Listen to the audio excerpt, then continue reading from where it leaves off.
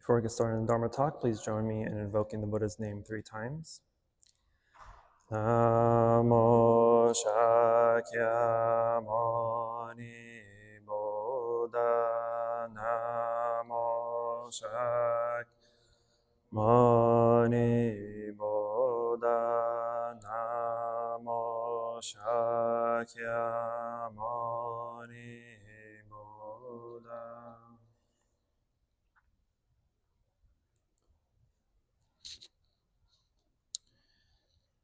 Dear Venerable Abbot, may we wish you long longevity and long health. Good afternoon, dear Sangha.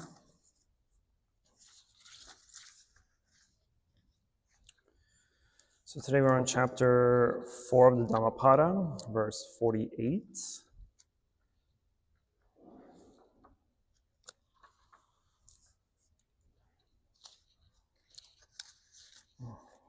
This verse is kind of the continuation of the verse that we went over last week, verse 47. So I'll read both the verses just to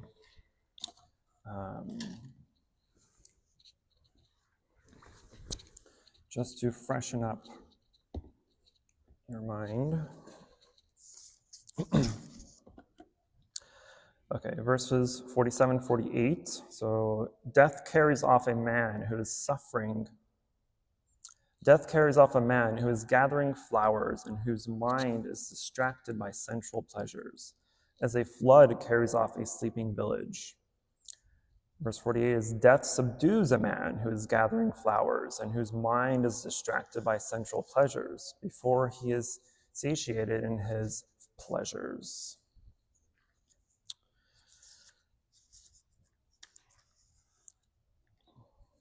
So the verse from last week, verse 47, was mainly about the practitioner's heedlessness, right? And not being able to satisfy their desires in the desire world that we live in, the worldly world that we live in. And by not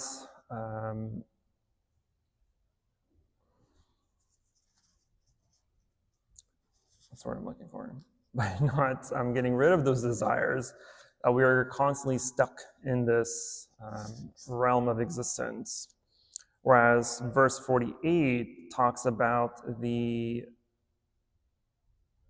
steadfastness that we need in our practice in order to escape those desires and escape this world before death gets to us. And so there's the metaphor for flowers here, which is the name of the chapter, flowers, Bhubhavaga. Flowers here is the simile of sensual pleasure. So this entire chapter, when flowers are mentioned, which again, name of the chapter, flowers here is referring to sensual pleasures. And we're using the flowers because it's a prettier term than sensual pleasures for the most part. But as I mentioned last week, it's important to recognize that there's nothing necessarily wrong with our desires, or picking flowers in this case, right? But there's also nothing really useful about it either. Because the main point is that it doesn't actually change us. It doesn't actually make us any happier, right? Generally speaking. Because assume you've gotten satisfied by something that you have pleasure in, right?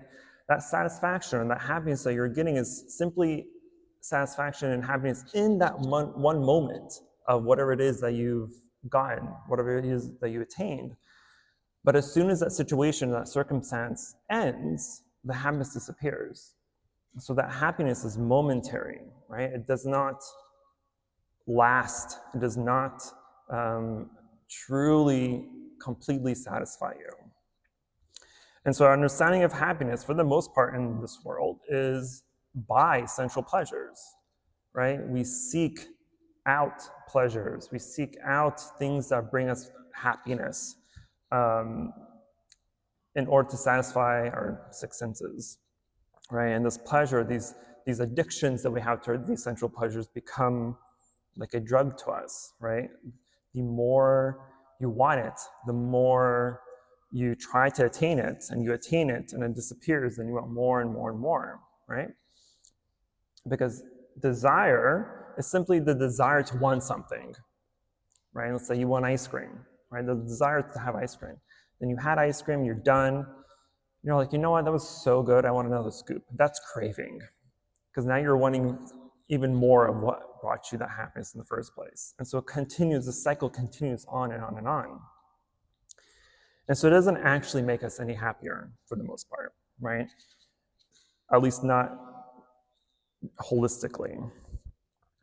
And so that's also part of the objective of meditation, is to change that conditioning that we have from being bored when there's nothing pleasant going on around us, for being satisfied no matter what is pleasant or what isn't pleasant, and be content no matter what we get or not get in the world, in our lives. And so it's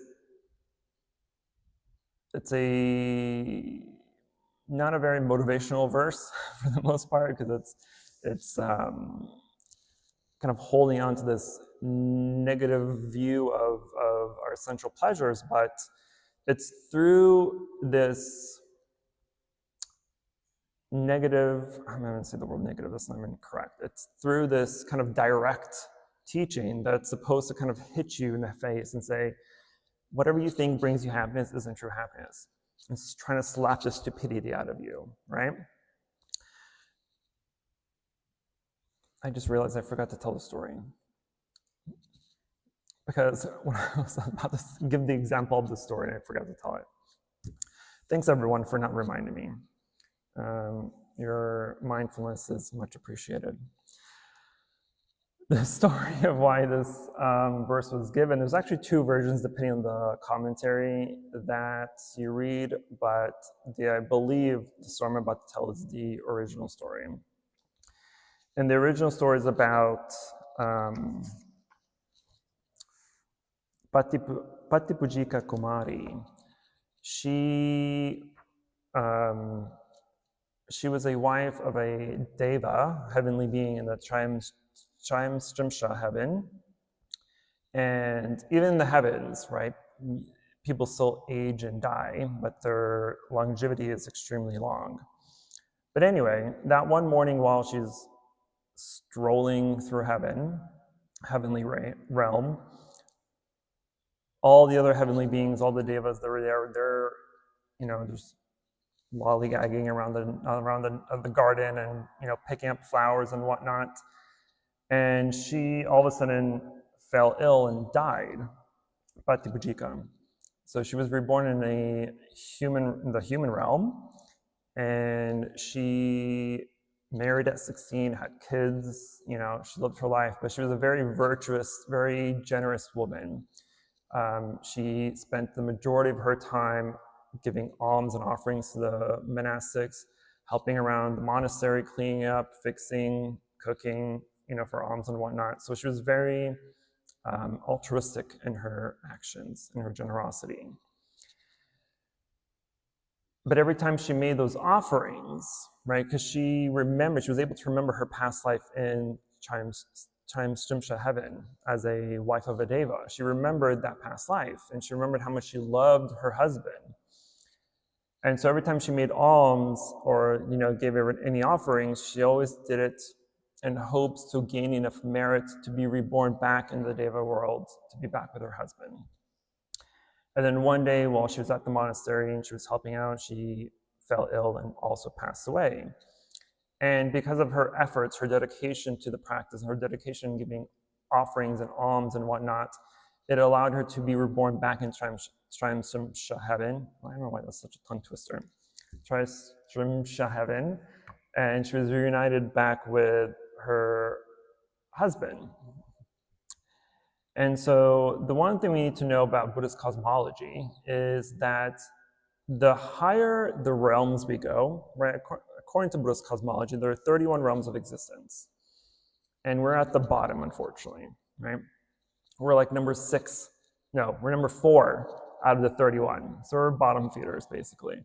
But the higher up we go in these different realms of existence, these states of mind and consciousness, the longer the lifespan is of those beings in those worlds. And so in Trimshrimsha heaven, one day in that world is 100 years in the human world. And so Patipajika, she died around 70 years old in the human world, which means there was only a few hours back up in Trimshrimsha heaven. So when she was reborn back in the heavenly realm, her husband was worried about her. She's like, where have you been? You've been gone all day. Like, what happened to you? We've been looking all over for you. And she's like, I unfortunately died and I went back to the human world, lived my life, died again, and here I am again. And so that's the version of the story. And that's when the Buddha gave this verse, gave verse 48, and mentioned that, actually, before I do mention that, I want to also give the story of the alternate version, or the other version of the story that I found, which I don't necessarily, have not validated the source just yet, but I'm going to give the story because it does make sense to this verse. But the other version of the story is of a rich merchant's son who was obsessed and addicted with worldly pleasures and entertainment and gambling and whatnot. Like, he loved to indulge in the world. And even though it was during the time of the Buddha, and the Buddha was teaching him and giving him guidance and what to do and how to do it, he pretty much ignored all those teachings. He was like, no, I'm good with living my best life. But he wasn't taking the practice seriously, essentially.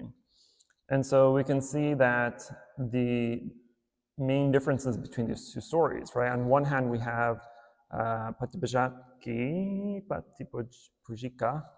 on one hand, where she did everything in order to really practice, in order to gain that merit, in order to gain that good karma, and so that she would be reborn back into the heavenly world. Whereas this merchant's son is the complete opposite. Did not care about the practice, does not care about giving alms or being compassionate or generous. He just wanted to indulge every sense pleasure he can get his hands on. And so then the Buddha goes back to us and tells us to remind and illustrates in this verse how a person is preoccupied with all our sensual indulgences, and we remained trapped in this world of desires and fail to recognize the path to nirvana. And the Buddha mentions that a distracted mind is one of the greatest obstacles to enlightenment because it prevents true insight. Even when one attains what they desire, the satisfaction is temporary and craving for more arises. And the cycle of attachment and dissatisfaction perpetuates suffering and reinforces the cycle of birth and death.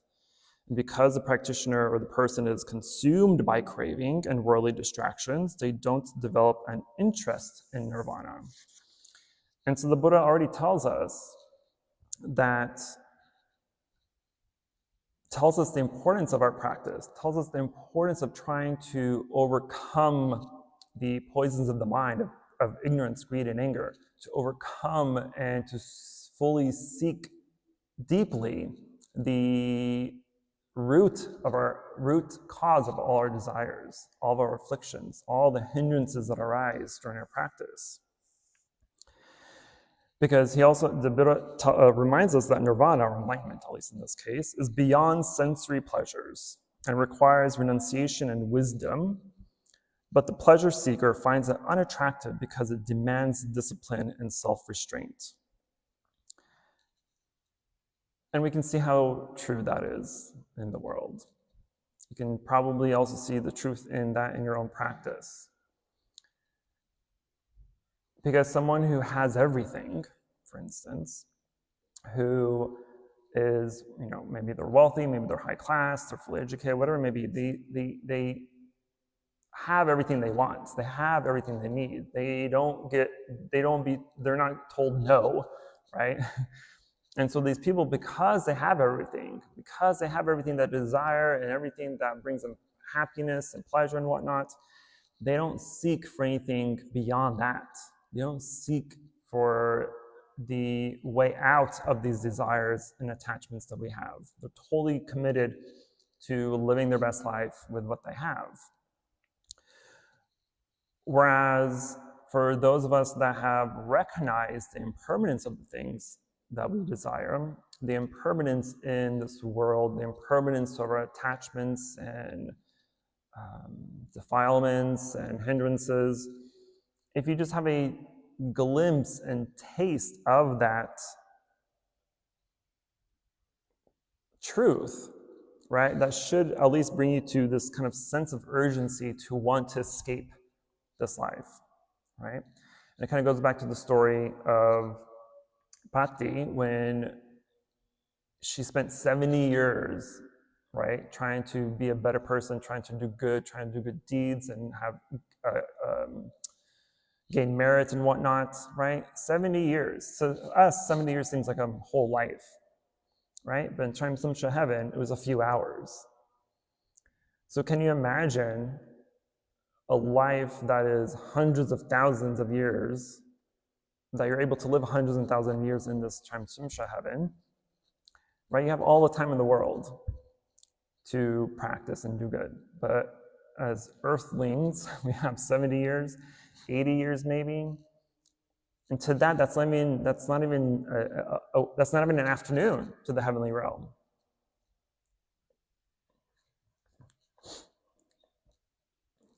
It's also even from a science perspective, right? Einstein's theory of relativity, the faster you go, the slower time is, right? And so if Trimsumsha heaven's way out there, going speed of light or something, right, which would kind of explain, their long lives versus our short little puny insignificant 70 years of life, right? It should hasten your practice. It should hasten, give you the sense of urgency that 70 years isn't really that long of a time. Realistically, right? On a cosmic level, 70 years is nothing. The age of Earth is just the first few days in the cosmic calendar of January. If even, not even that. As far as 70 years of life or 80 years of life, maybe 90 years if you're lucky, it's not even a speck of dust in the cosmic web. And so that should bring you to this realization that I need to escape this. And the Buddha gives us that way to escape this. He gives us the Eightfold Path. The Eightfold Path is your blueprint to escaping this short lifespan that we have. Is your blueprint to attain that full, right, complete enlightenment.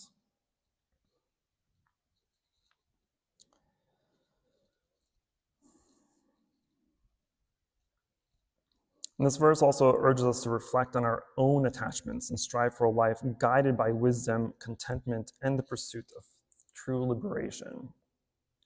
And so it is my hope that since you are here attending this session, this Dharma talk, that you have that sense, at least a sort of sense of urgency to want to do better, do your best before your life ends. Most people will think that to have a good life is to have everything that they want.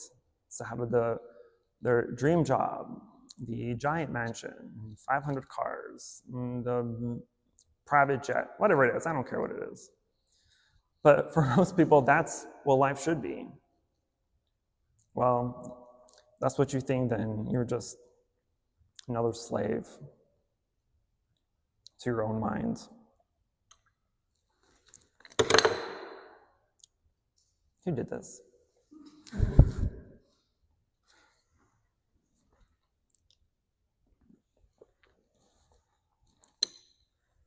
It's cold weather's not agreeing with my talking machine.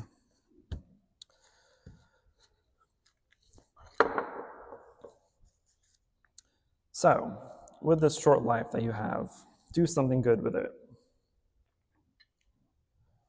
Do something that's actually going to bring you satisfaction, actually bring you true happiness. I've said this a bazillion times, probably in every Dharma talk I've ever given. If happiness is something that is outside of yourself, it's not true happiness. Because if it's outside of yourself, that means it's impermanent, it's transient. It comes and goes according to the causes and conditions of the world. But true happiness, the happiness that we can receive through the attainment of wisdom and clarity, piti, joy, that's true happiness, because that is happiness that arises with no cause. Because for us, now in the worldly realm that we live in, our happiness is because of causes. Because you got something that you like, because you did something that you love, because you met this, or you went there, and you have this, and you have that. All these conditions are simply just conditions that arose, that brought you to this feeling of happiness. But as soon as those conditions disappear, the happiness that came with it also disappears. So then why do you consider that happiness? That's not happiness, it's just enjoying the moment.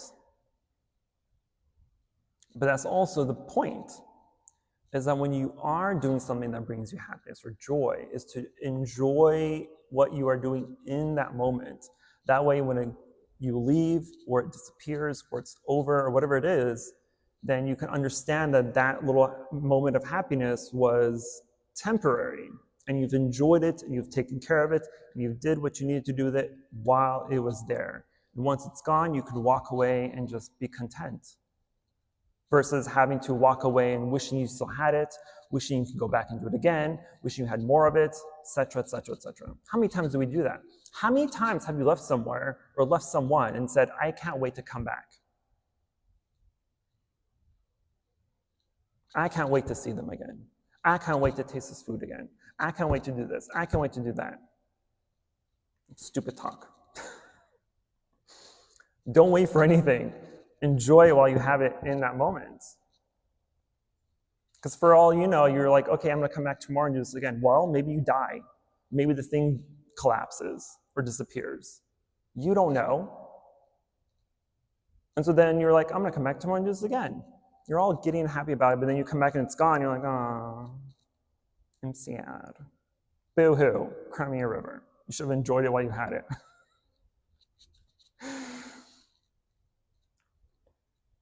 But that's the reality of things. It's a harsh, right? If you come to my Dharma talks, you know I'm going to give it to you. I'm not going to be behind the bush. Like, I'm going to tell you, your mind is stupid. My mind is stupid too, okay? We're not alone.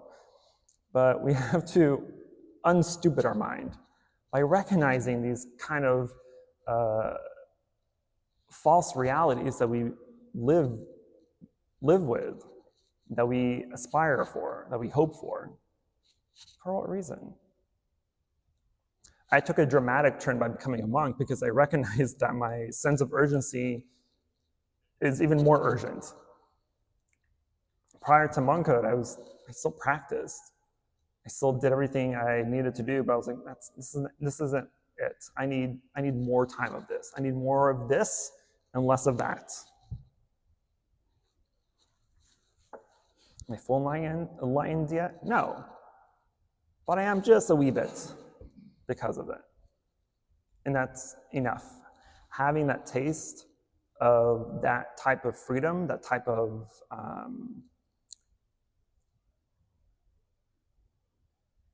true wisdom of impermanence has changed my life.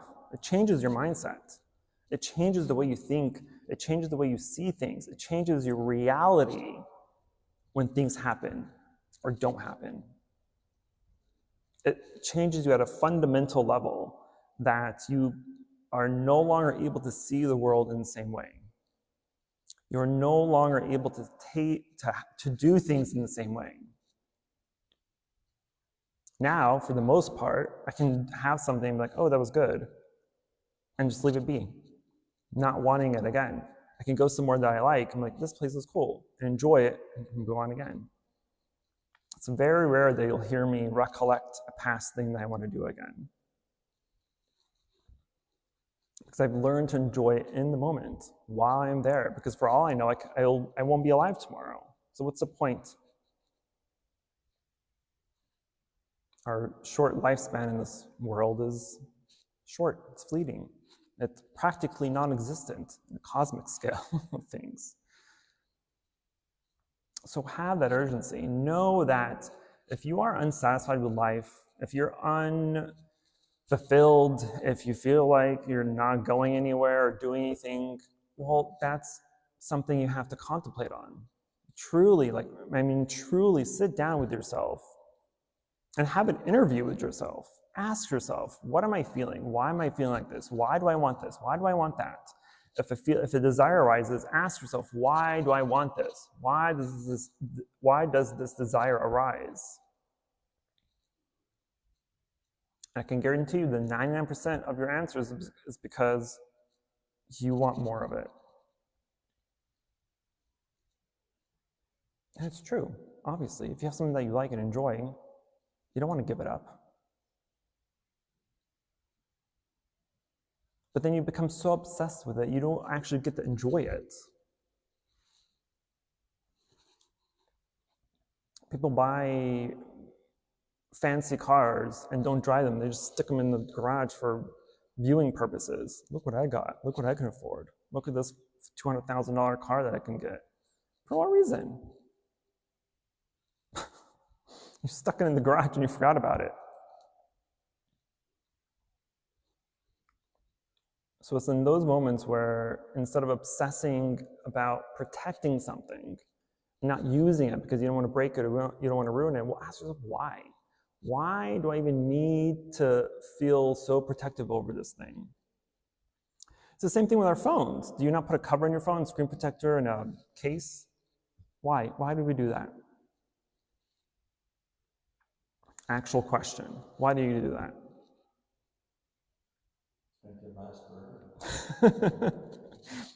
to protect it, to make it last longer, exactly. But it's not going to last longer. It's not going to last forever. You may take care of it and it'll last for a few years. You know, if it was a Nokia, it would probably last forever, but you know, those don't exist anymore.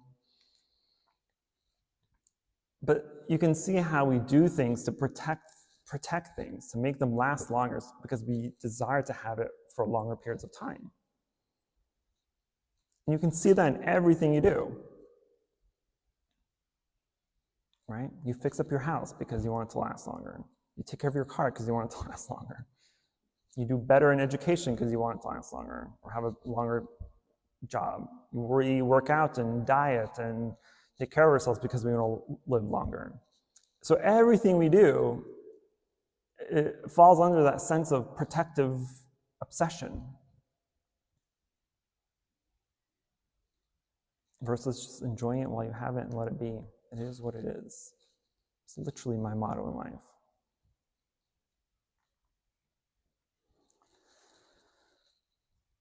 Okay, that was my very blunt talk about the obsessions of life and how death will just get to us all, whether you like it or not. Questions, concerns, emotional outbursts. Yes. I see that with some of the people I talk to about these concepts, they understand the concept where they'll, oh, I understand impermanence. I see that, yeah, nothing really lasts forever. But I see that understanding is not truly penetrating the concept. What is the bridge between understanding and penetration? Insight. Because we can all just read a book on Buddhism and be like, yeah, I get it. But you get it on a very superficial level. You won't get it until you actually do it. You can read 1 million books on meditation. Like, yeah, I know how to meditate, but you don't actually know how to practice meditation. I've read 1,000 Buddhism books. I can tell you anything on any topic. Yeah, you've read 1,000 books, but you actually don't practice what you read. You actually don't put into practice what you've learned to better your life. And so we can understand things very superficially, right? I can explain to you what enlightenment is supposed to be like. I can explain to you what emptiness is, right? It's the core teaching of our practice. I can tell you how meditation works. I can tell you what the entering the jhanas in meditation feels like. But all that means nothing to you until you've actually done it and practiced it and penetrated it, lived it. But to turn anything from understanding to wisdom, because there is a difference, right? It requires a practice of insight. And this insight can only come through practice, through meditation, vipassana meditation to be exact. Because knowledge is something learned. Wisdom is something that's attained. And so you can learn about emptiness or about enlightenment, but then you have to go into meditation and truly contemplate, truly do some self-reflection in order to penetrate that knowledge and turn into wisdom, to insight. And it's only that insight that will truly make a difference. Yes, Joseph. The Bodhisattva path requires a level of attachment so that the next life, the person can come back and do the same thing again, correct? No. No. No. So I thought it was to negate your own enlightenment so that you could help others, but is enlightenment still available to the Bodhisattva? That desire is not an attachment. That's simply part of the Bodhisattva path, right? Part of the Bodhisattva vow is I will postpone my enlightenment so that I can help others become enlightened first. So it's coming from an altruistic place, not from a selfish, desired place. Yes? Isn't that like a parent who's hungry and who's hungry children? The parent delays their own eating to make sure that the child has food first. Yes. And then once the child is fed, then you can enjoy your food. Yes. Same thing like in an airplane, right? If the airplane is having issues and the oxygen masks fall, right? What are their instructions? Put it on yourself first. Put on yourself first before you help others. Because if you die, then you can't help other people. But if you put on yours first, then you have the ability, you have the time to help others.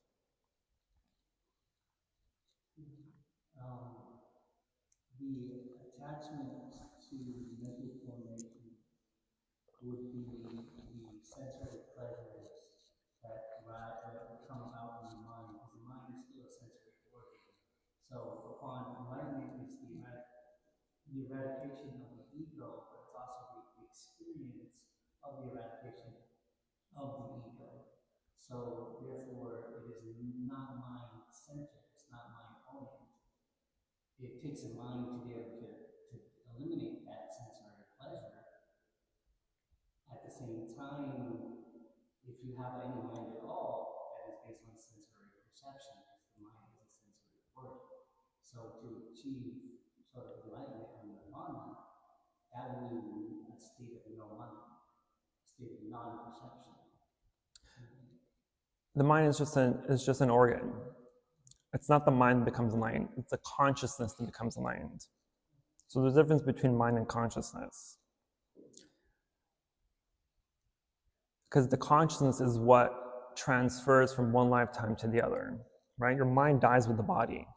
It disintegrates with the body, but the consciousness is still there. That is what is working toward enlightenment, not the mind. The mind is just a thinking machine. It's there to help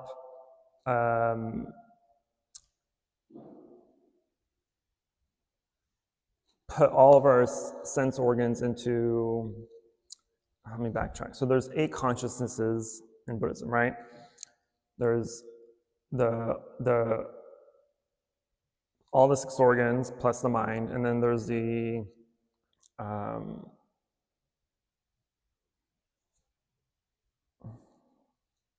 store consciousness, the alaya vijnana.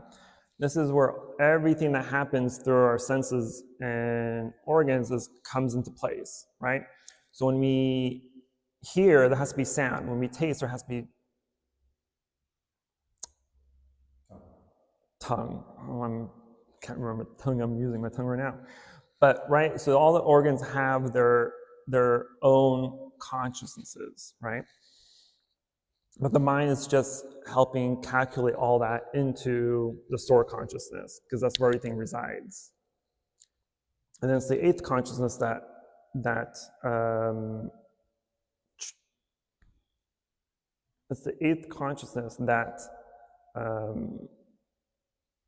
goes with you through lifetimes until it's completely purified. If that makes sense. So in that sense, life deteriorates until nirvana is reached, in a sense. It gets to the point where it's no longer carrying things from the cycle of samsara. It finally gets to the right conditions to achieve nirvana. I want to point out in the Dhamma, you perform your Dharma according to your attributes and your causes and conditions, and understanding that ultimate reality or liberation is attained when the causes and conditions meet the right causes, the right time, the right cause, the right attributes, and then upon that is the liberation. Once the rest of those causes and conditions and attributes are eradicated, that's when liberation is reached, moksha. Well, I'm going to tell you that the specifics of karma does differentiate between Buddhism and Hinduism. So I'm not going to entertain that question. But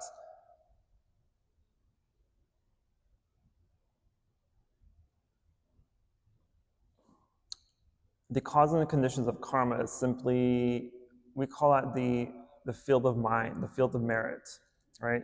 So every action, every thought, speech, and action you do plants a seed in that field of consciousness, right? And it's only going to grow or sprout or flower when the causes are right. When the conditions are right, right? Think of when you're planting trees or flowers, right? You don't plant them and then stick cement over it, right? You're not giving it the correct conditions for it to grow. But when nature has all the conditions it requires, soil, water, sunlight, oxygen, those are the proper conditions that it needs to fulfill its main cause of growth, right? And so for like right now, coming to the temple, listening to the Dharma talk, chanting, you're planting positive, wholesome seeds in your karmic bucket, right? And this karma can ripen at any moment. It can either ripen in this lifetime, it can ripen in the very next life that you have after this one, or it can ripen in any future life after that, right? But the more seeds you plant, right, the better the conditions are for them to grow, right? Because if you just plant a seed by saying, okay, I'm going to meditate, but if you're only meditating one day a week or a couple days a week for only a handful of minutes, well, that's not really going to do anything for you, right? But the more you add to that little burial place of plants, meaning the more time you provide to your meditation, the more discipline you provide to your meditation, the more routine you make your meditation, then that's when the causes and conditions will become better, and then you can finally attain something in meditation. The tree, by its nature, it drops seeds. After a fruit deteriorates, it goes into the ground, and then another tree sprouts in its place. So, by its nature, it does that. And it seems like what I'm hearing is there's an element of free will rather than predetermined, eventually liberation is reached. There's an element of adaptability to be able to change causes and conditions and sow seeds and to make different things sprout upon an element of free will, opposed to the nature of a tree, which is kind of predetermined that unless some rogue thing happens, then it's no longer, it ceases to exist.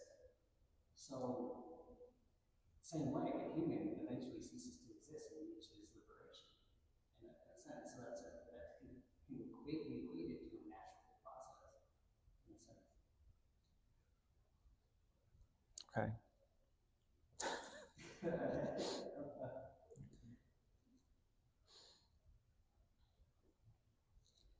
Any other questions, concerns?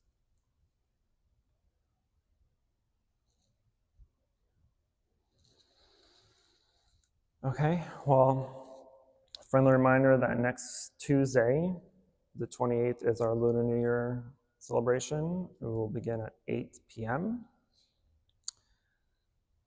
Yes, 8 p.m. So I invite everyone to be here. It is one of our busiest times of the year. Full house, so it's gonna be loud, it's gonna be busy, but it will be fun and entertaining for the most part. Following that, next month, we are starting our first Sutra study class. So Sutra studies will be on every first and third Friday of the month at 6:30. I will be covering the Amitabha Sutra first, since it's our second main sutra in our tradition. The meditation class will also begin next month every second and fourth Saturday at 10 a.m. And for the class, I will be going over the teachings of the four foundations of mindfulness, Satipatthana, which is the type of meditation we practice for vipassana, or contemplation, or insight meditation. This is the type of meditation that the Buddha advises for enlightenment. It's only through vipassana meditation that we can become enlightened. Okay, we will transfer the merit then and go to chanting. Namo Shakyamuni Buddha, Namo Shakyamuni Buddha, Namo Shakyamuni Buddha. For any positive karmic action we've accumulated here today, we wish to transfer the merit to all sentient beings and wish them full enlightenment.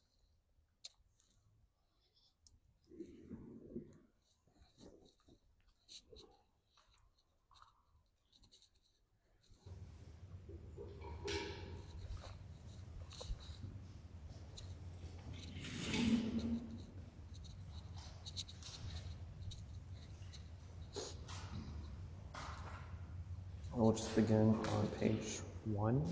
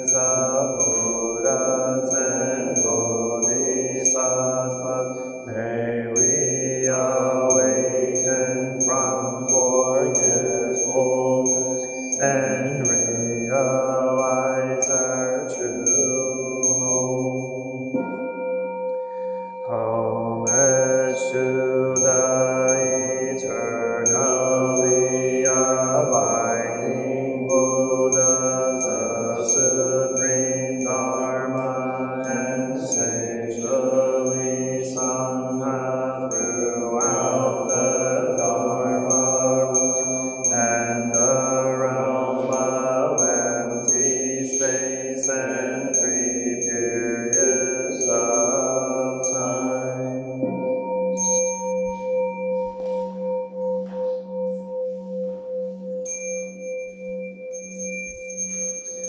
Homage to the fundamental teacher Shakyamuni Buddha Maitreya, honor future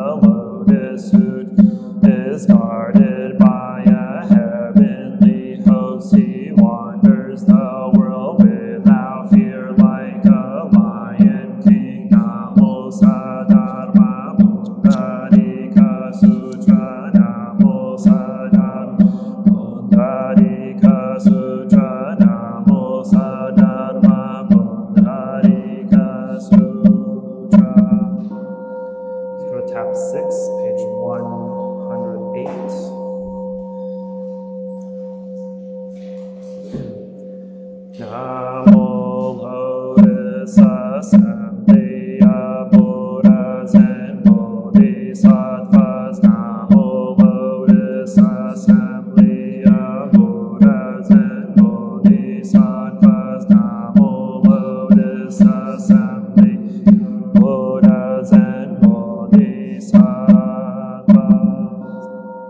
The Sutra of the Lotus of the Wonderful Law, Chapter 19, Benefits of the Teacher of the Law. At the time the Buddha said to the Bodhisattva and Mahasattva, constant exertion, if in the midst of the great assembly someone with a fearless mind preaches this lotus suit, listen to the benefits he will receive. Such a person gains 100 benefits of superior eyes. As a result of these adornments, his eyes become extremely pure. With the heights received at birth from his parents, he will view all the 3,000 worlds, their inner and outer parts, their mount, middle, their sewer, the higher encircling mountains, and all the other mountains and forests, the waters of their great seas, rivers and streams, down as far as Avicii, hell up to the summit of being heaven, and he will see all the living beings in their midst. Though he has not gained heavenly eyes, the power of his physical eyes will be such as this. With the ears received of pure and without stain or defilement, with those ordinary eyes one can hear the sounds of the 3,000 worlds, elephant, horse, carriage, ox sounds, bell, chime, conch, drum sounds, lute and harp sounds, pipe and flute sounds. Pure and beautiful singing one can hear without becoming attached to it. The countless varieties of human voice one can hear and understand. All these again one can hear the voices of heavenly beings, subtle and wonderful song sounds, and one can hear men and women's voice, the voices of young boys and young girls, in the midst of hills, rivers, and steep valleys, the voice of the Kalavinka, the Jivaka, Jivak, and other birds. All these sounds he will hear from the tormented multitudes of hell, the sounds of various kinds of suffer and distress, sounds of hungry spirits driven by famine and thirst as they search for food and drink, of the asuras who live on the shores of great sea when they talk among themselves, or emit loud cries. He who preaches the law can dwell safely. All these hearing these many voices from afar without ever impairing his faculties of hearing. In the worlds of the 10 direction, when beasts and birds call to one another, this person who preaches the law hears them all from where he is in the Brahma heaven, and above the light sound heaven, the all pure heaven, and up to the summit of being heaven, the sounds of the voices talking there, the teacher of the law dwelling here can hear them all the multitudes of monks and all are reading or reciting the scriptures or preaching them for the sake of others. The teacher of the law dwelling here can hear them all, and when there are bodhisattvas who read and recite the suit,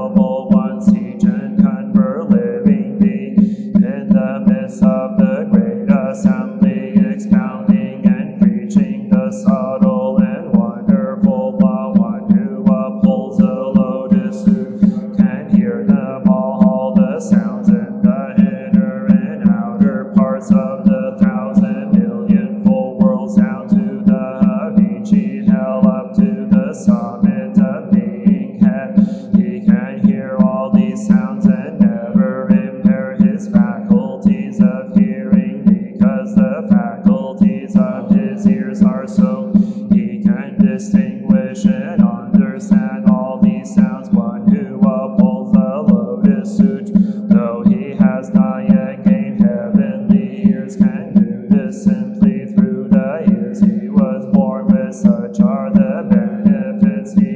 The purity of such a person's nose will be such that throughout this world he will be able to detect, identify all manner of odors, fragrant or foul, sumana and chatika flowers, Dhammapada and sandalwood, the scent of aloes and kasi, the scent of various flowers and fruits, and he will know the scent of living beings, the scent of men and women. Though this preacher of the law dwells far off, he will detect these scents and know where the persons are. Will churning kings of great authority, lesser will churners and their sons, their ministers and palace attendants, he will detect their scent and know where they are. Precious treasures adorning the body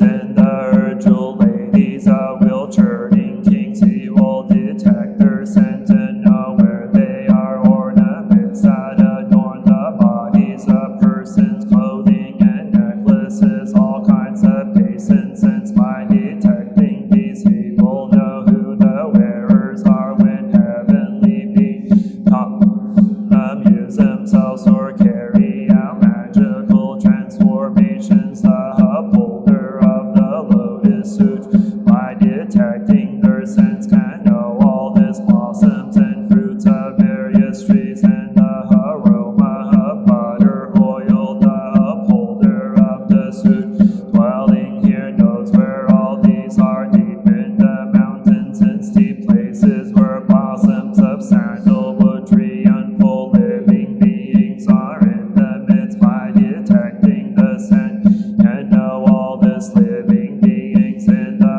iron encircling mountains, in the great seas, or in the ground. The upholder of the sutra detects their scent and knows where all of them are. When male and female asuras enter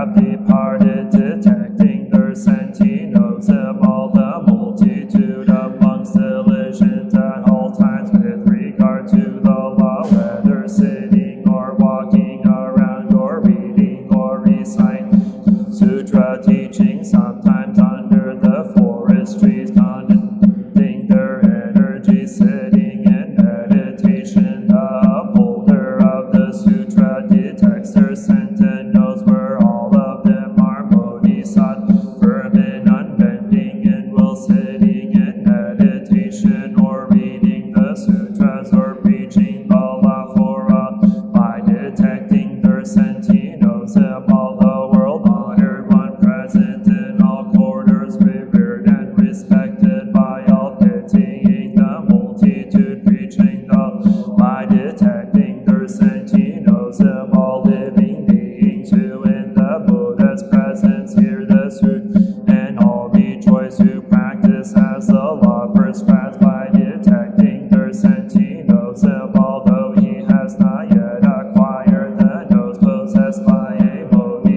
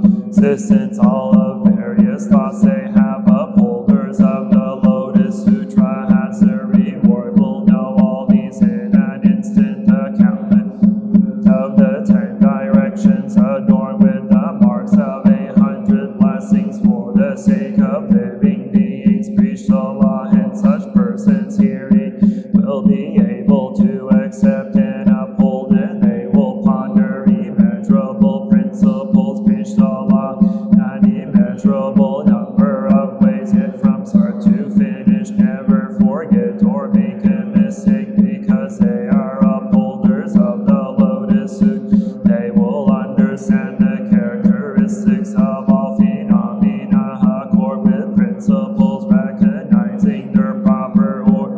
The masters of names and words then expound and preach things just as they understand them. With these persons preach in all cases are Buddhas, and because they expound this law, they have no fear before the assembly. Such is the purity of the mental faculties of these upholders of the Lotus Sutra. Though they have not yet attained freedom from outflows, before that they will manifest the marks described here. What these persons uphold, they will dwell safely on rare ground by all living beings, delighted, loved, and respected, able to employ 1,000, 10,000 varieties of apt and skillful words who make distinctions, expound and preach, because they uphold the Lotus Sutra. Chapter 20, the Bodhisattva never disparaging. At the time the Buddha said to the Bodhisattva, gainer of great authority in the past, there was a Buddha named Awesome Sound, king of immeasurable supernatural powers, and leading and guiding one and all heavenly and human beings. Dragon spirits joined in offering him alms after this Buddha had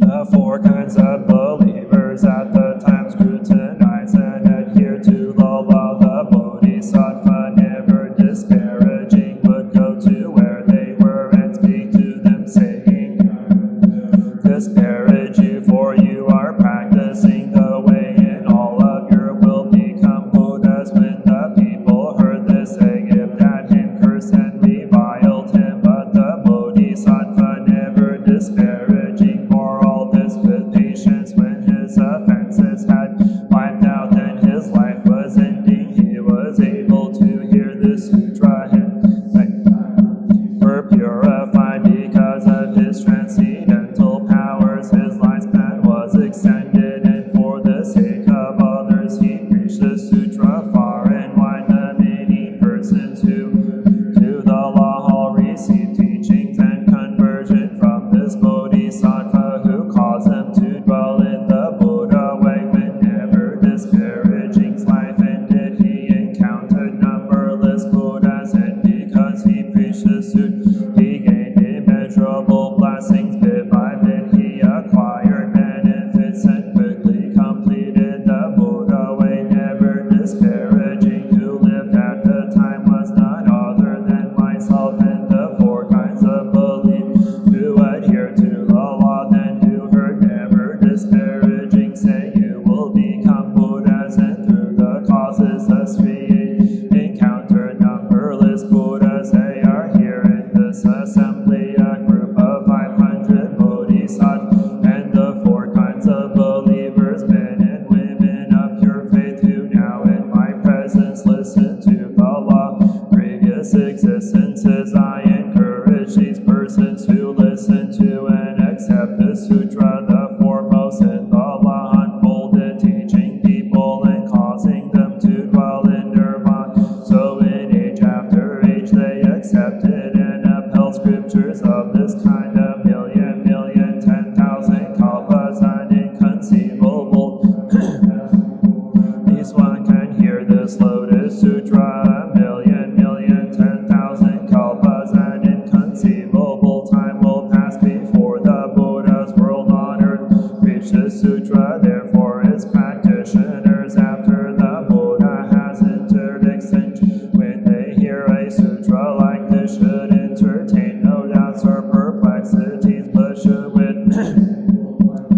Sutra far and wide, age after age, encountering Buddhas and quickly completing the Buddha way. Chapter 21, supernatural powers of the thus come. At the time the Buddha spoke to superior practices, Bodhisattva and the others in the great assembly of Bodhisattvas, saying the Buddha saviors of the world abide in their great transcendental path, and in order to please living beings they display immeasurable supernatural powers. Their tongues reach to the Brahma head, their bodies emit countless beams of light. For the sake of those who seek the Buddha way, they manifest these things that are rarely seen. The sound of the Buddha coughing, the sound of them snapping their fingers is heard throughout the lands in the 10 directions, and the earth in all those lands move in 6 ways, because after the Buddha has passed into extinction, there will be those who can uphold the suit. The Buddhas are all delighted in manifesting immeasurable supernatural powers, because they wish to entrust the suit. They praise and extol the person who accepts and upholds it, and though they should do so for immeasurable kalpas, they could never exhaust their praises. The benefits gained by such a person are boundless and inexhaustible, like the vast sky in the 10 directions, and no one can set a limit. One who can uphold the sutra has in effect already seen me, and likewise has seen many treasures. Buddhas that are emanations of my body, and he also sees me today as they teach and convert the Bodhisattvas. One who can uphold the sutra causes me and my emanations and many treasures. Buddha who has already entered extinction, all to be filled with joy. The Buddhas who are present in the 10 directions, and those of past and future ages, he will see them, offer up to them, and cause them to be filled with joy. The secret essentials of the law gained by the Buddhas who sat in the place of practice, who can uphold the sutra will gain them to be for long. One who can uphold the sutra will delight in endlessly expounding the principles of the various doctrines and their names and phrases. Time moving everywhere without hindrance or block. After the thus come one has passed into extinction, this person will know the sutras preached by the Buddha, their causes and conditions, and their proper sequence, and will preach them truthfully in accordance with principle. As the sun and moon can banish all obscurity and gloom, so this person as he passes through the world can wipe out the darkness of living beings, causing immeasurable numbers of bodhisattvas to dwell in the single vehicle. Therefore a person of wisdom, hearing how keen are the benefits to be gained after I have passed into extinction, should accept and uphold the sutra. Such a person certainly and without doubt will attain the Buddha way. Chapter 22, entrustment. At the time Shakyamuni rose from his Dharma seat, and manifesting his great supernatural powers, with his right hand patted the heads of the immeasurable bodhisattvas and mahasattvas, and spoke these words for immeasurable hundreds, thousands, and thousands, millions of asamkaya kalpas. I have practiced this hard to attain law of anuttara samyak sambodhi. Now I entrust it to you. You must single-mindedly propagate this law abroad, causing its benefit to spread far and wide. 3 times he patted the bodhisattvas and the head, and spoke these words for immeasurable hundreds, thousands, and thousands, millions of asamkaya kalpas. I have practiced this hard to attain law of anuttara samyak sambodhi. Now I entrust it to you. Must accept, uphold, read, recite, and broadly propagate this law, causing all living beings everywhere to hear and understand it. Why? Because the thus come has great pity and compassion. He is in no way stingy or begrudging, nor has he any fear. He is able to bestow living beings the wisdom of the Buddha, the Dhammapada,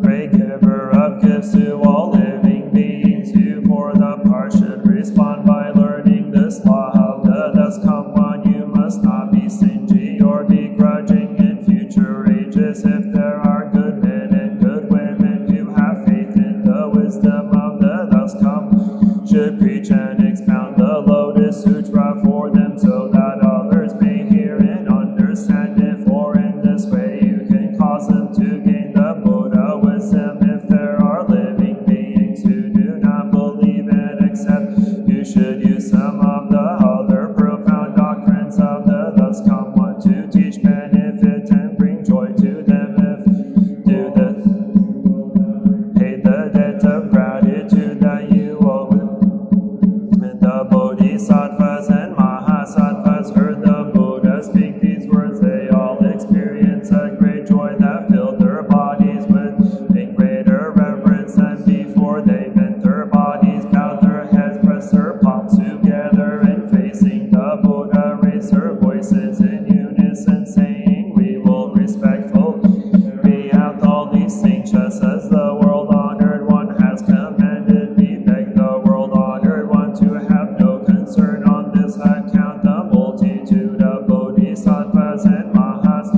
repeated these words 3 times, raising their voices in unison and saying, "We will respectfully carry out all these things, just as the world-honored one has commanded. Therefore we beg the world-honored to have no concern on this account." At the time Shakyamuni Buddha caused the Buddhas who were emanations of his body come from the 10 directions to return each one to his original land, saying, "Each of these Buddhas may proceed at his own pleasure. The tower of many treasures Buddha may also return to its former position." When he spoke these words, the measurable emanation Buddhas from the 10 directions, who were seated on lion seats under the jewel trees, as well as many treasures, both superior practices and the others of the great multitude of boundless Asamkhayas of Buddha, Shariputra, and the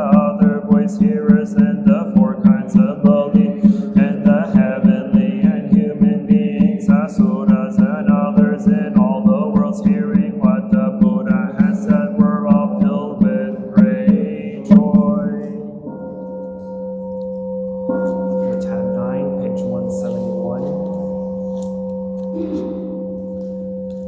Part of the Prajnapada, the Bodhisattva Bhadokita, while moving in the deep course of Prajnapada, shed light on the 5 skandhas and found them equally empty. After this penetration, he overcame ill being, listened. Shariputra, form is emptiness, emptiness is form, form is other than emptiness, emptiness is not other than form. The same is true with feelings, perceptions, mental formations, and consciousness. Listen, Shariputra, all dharmas are marked with emptiness. They are neither produced nor destroyed, neither defiled, neither increasing nor decreasing. Therefore in emptiness there is neither form nor feelings, no perception nor mental formations, nor consciousness, no eye or ear or nose or tongue or body or mind, no form, no sound, no smell, no taste, no touch, no object,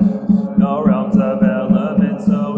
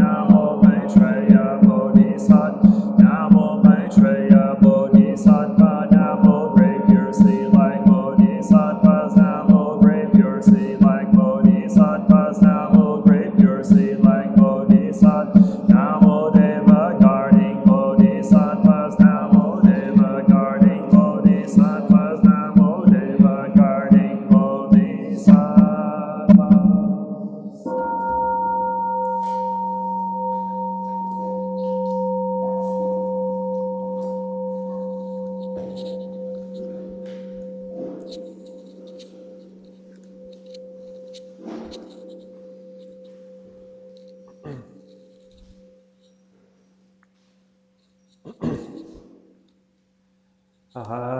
take refuge in the Buddha, the one who shows me the way in this life. I take refuge in the Dharma, the way of understanding and of love. Take refuge in the Sangha, the community that lives in harmony and awareness.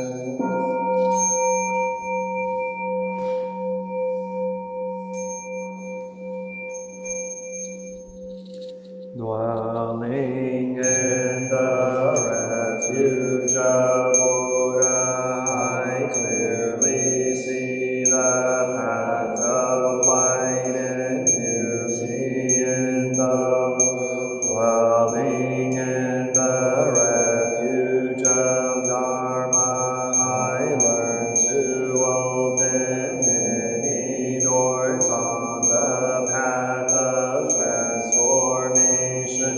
Dwelling in the refuge of Sangha, shining light that supports me, keeping my practice free of obstruction.